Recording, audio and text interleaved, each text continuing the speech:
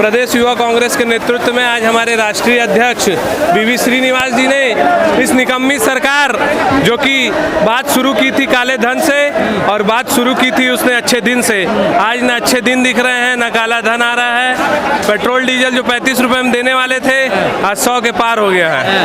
आज देश के युवा बेरोजगार हो रहे हैं, उन्हें पकौड़े और चाय बेचने के लिए मजबूर किया जा रहा है। बहनें हमारी सुरक्षित नहीं है और ये लोग सांप्रदायिकता की शक्ति हिंदू मुस्लिम को लड़ाकर, देश के लोगों को बेवकूफ़ बनाकर, धर्म की राजनीति करके आज लोगों को गुमराह कर रहे हैं, हमारे भारत का विघटन कर रहे हैं और सत्ता में काबिज है। तो सर लोग बनना चाहते हैं ना बेवकूफ, इसलिए बनाती है सरकार। लोग अब ये महसूस करने लगे हैं कि एक बार इन्होंने मौका तो दे दिया इनकी बातों पे आके, लेकिन अब ये समझ चुके हैं कि हमारे युवाओं के साथ, हमारे खुद के साथ आज जो महंगाई है, सरसों का तेल का दाम जो 200 हो गया है, जो बेरोजगारी बढ़ रही है, जो नोटबंदी के बाद जो लोग बेरोजगार हुए, जो हमारे देश में कोरोना के समय जो अनियंत्रित बंदी हुई, बिना किसी सिस्टम के मजदूर परेशान हुए, कोरोना में जो इतना फेलियर सरकार ने काम किया, इतनी मौतें हो गई, इनके पास कोई व्यवस्था नहीं थी, ऑक्सीजन के बिना लोग मर गए। लोग वापस कांग्रेस के पास जाएंगे। कांग्रेस ने देश में विकास किया है, आज देश में अस्पताल, आज देश में स्कूल, आज देश में कॉलेज, सड़कें, जितना भी विकास हुआ है सब कांग्रेस ने किया। हम युवा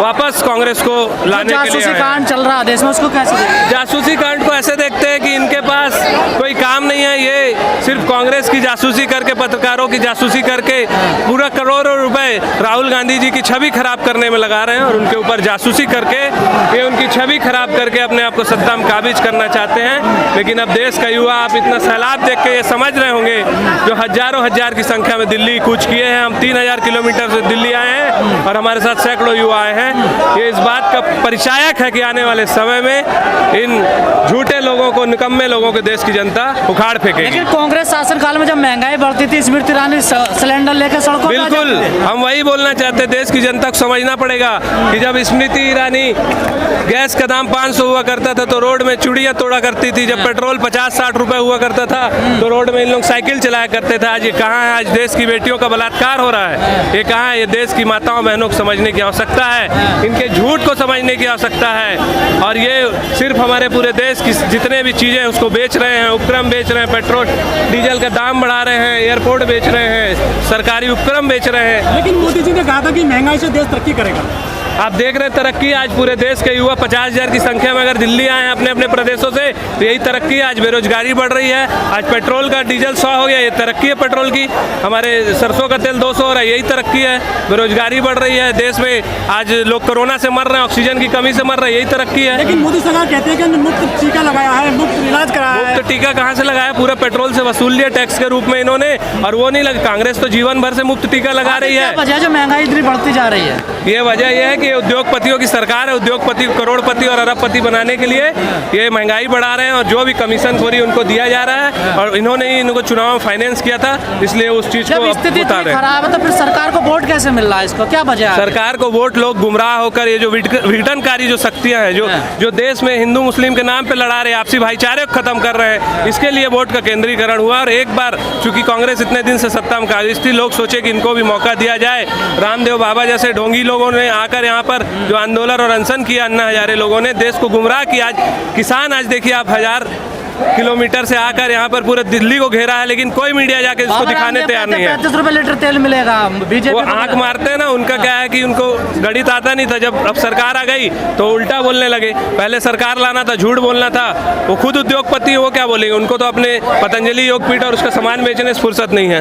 उत्तराखंड में 3 मुख्यमंत्री बदल दिए गए हैं बीजेपी के द्वारा, क्या लग रहा है वहाँ पर? यही लग रहा है कि सत्ता इनके नियंत्रण में नहीं। मोदी जी अपना जो नाकामी का ठीकरा है ये मुख्यमंत्रियों पर फोड़ना चाह रहे हैं, उनको बदल के शो करना चाह रहे हैं कि जो भी हमारे से नाकामी हुई वो मुख्यमंत्रियों ने की है। इसका ये दिख रहा है कि इनके पार्टी में कुछ अच्छा नहीं चल रहा है। लेकिन हमारे कांग्रेस में वैचारिक अभिव्यक्ति की स्वतंत्रता है, हमारे लोग खुल कर विरोध करते हैं, चाहे पार्टी में बात रखने की बात हो, चाहे किसी भी चीज़ की बात। लेकिन इनके अनुशासन और इनके यहाँ जो दबाव है और जो हिटलर शाही है, उसके कारण कोई अपनी बात नहीं रख सकता, उनको सिर्फ एक नौकर की तरह रखा जाता है। देश में 9 महीने से किसान आंदोलन कर रहे हैं, सरकार नस-ए-मस नहीं हो रही है किसानों के आंदोलन से। यही तो हम बताना चाहते हैं कि एक था हिटलर, एक था है मोदी, जो किसान अन्नदाता है, जो किसान आज हमारे देश में लोगों को भोजन पानी दे रहे हैं। वो अगर 3 काले कानून को लेकर अगर यहाँ पर विवाद कर रहे हैं, आकर आंदोलन कर रहे हैं, तो इससे निकम्मी सरकार आपको देखने नहीं मिलेगी। लेकिन पूरे देश में आज 5 किलो अनाज बांटा जा रहा है सरकार द्वारा मुफ्त में, पूरे देश में। 5 किलो अनाज कितने दिन खा लेंगे? मैं देश की जनता से पूछना चाहता हूँ।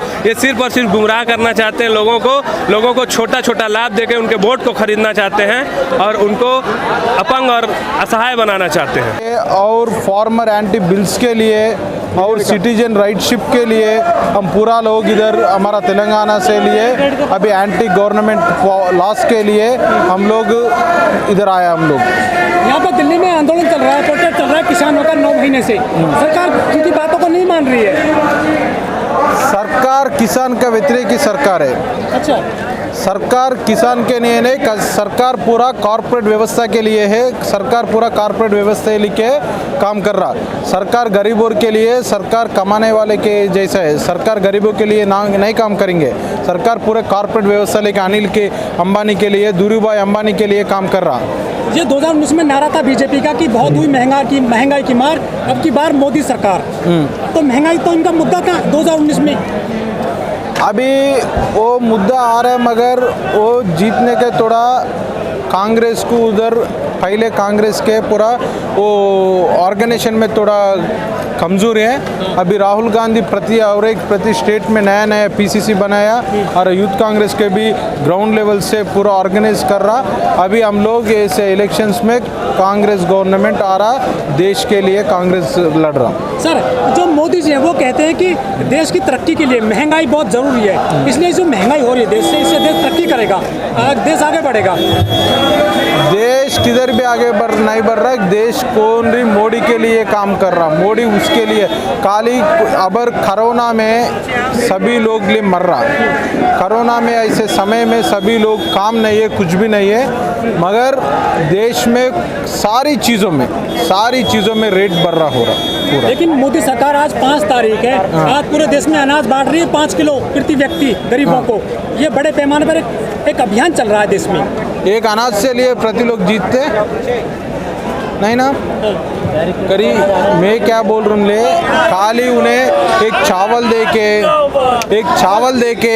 ये दे के हम लोग की जूता बन रहे, हम लोग की चूत बन रहे पूरा। लेकिन सर, जो मोदी सरकार है अगर वो कुछ काम नहीं कर रही है, बेरोजगारी बहुत ज़्यादा है, तो उनको वोट कैसे मिलते हैं देश में? अरे वोट कैसे मिलते हैं? तो हम लोग कांग्रेस पार्टी कान भी ग्राउंड लेवल से कई काम के कौन ली वो नीचे से कान ली कोनी किसको भी वो क्या बोल रहा, मैनिपुलेशन भी नहीं है। अभी सोशल मीडिया वो भी सुप्रीम मैनिपुलेशन हो रहा है इधर। अभी विदाउट मैनिपुलेशन काल रही देश प्रजा के लिए काम कर रहा है एक ही कांग्रेस पार्टी है, इसलिए थोड़ा बैक हो रहा। मगर अभी ऐसी इलेक्शन में कांग्रेस पार्टी जीत रहा, कांग्रेस पार्टी गवर्नमेंट आ रहा। अभी लोग किस लिए एकजुट हो रहे हैं? लोग जो एकजुट हो रहे हैं मोदी जी के खिलाफ नारा करने के लिए एकजुट हो रहे हैं। इसीलिए मैं उड़ीसा से इसीलिए आया हूं कि इधर हम लोग इकट्ठा हो सके और मोदी जी को करारा जवाब दे सके ये महंगाई के खिलाफ।